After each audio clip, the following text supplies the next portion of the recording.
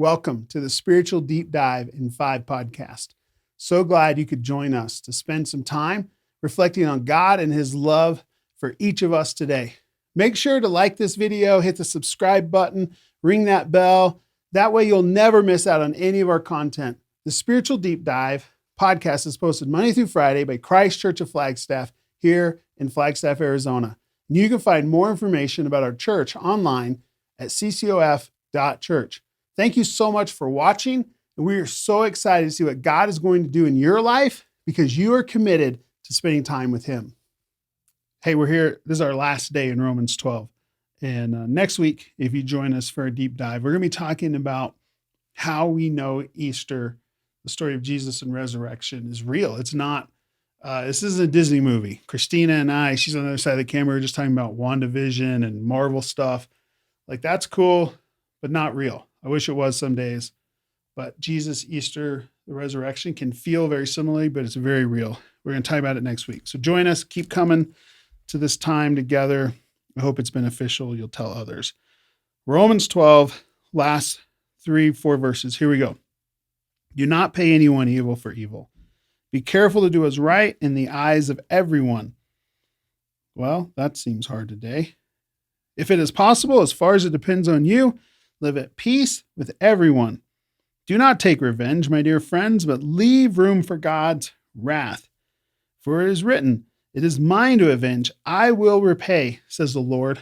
And on the contrary, if your enemy is hungry, feed him. If he is thirsty, give him something to drink. In doing this, you will heap burning coals on his head. Do not be overcome by evil. Just listen to that. Do not be overcome by evil. There is evil. It is happening. It is all around us. And so, people of God, we see it. Don't be overcome by it, but overcome evil with good. That's what Paul says.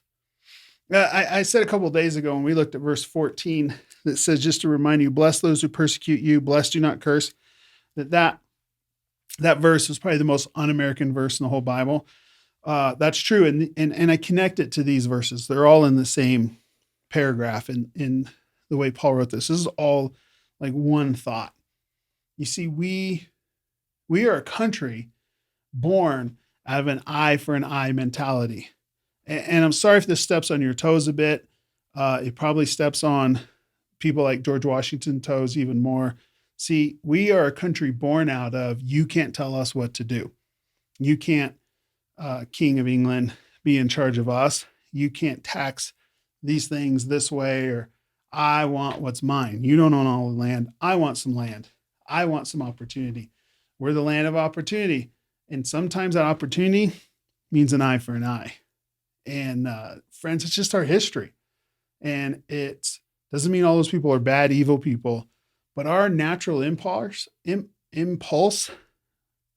is to return injury for injury. And actually, that's not a very unique American concept. It's global. It's throughout all of history.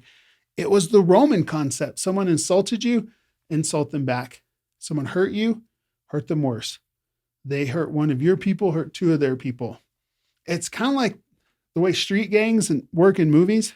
It's kind of how we all are at some level, if we think about it, or we allow ourselves to go there. But it's not the way we have to be. And it definitely isn't the way to overcome the evil in this world. The things that we fight against, they are just people living their natural impulse. And this whole chapter of how to live as a sacrifice, that your life, like when someone hurts you, someone ruins your reputation, someone says something they shouldn't about you, that's not separate from your worship. Like, your life isn't in boxes. Your whole life is integrated. It's one.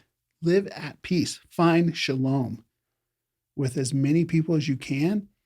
Means that you quit dividing life into these boxes. You move the natural impulses as far away from your heart as you can, because you and I, we can overcome the evil of this world if we can learn, like Paul, like the early followers of Jesus, to turn the other cheek.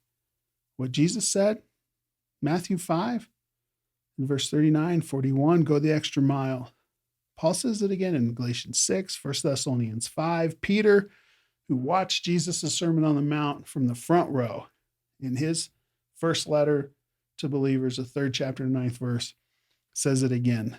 Retaliation for personal insult and injury is not for those who claim to follow Jesus. It's not for those who are the descendants spiritually of these incredible people who turned the world right side up by showing mercy and praying for those who persecuted them, who served the people who harmed them. Could we be so close to Jesus that this is what we're known for as well today?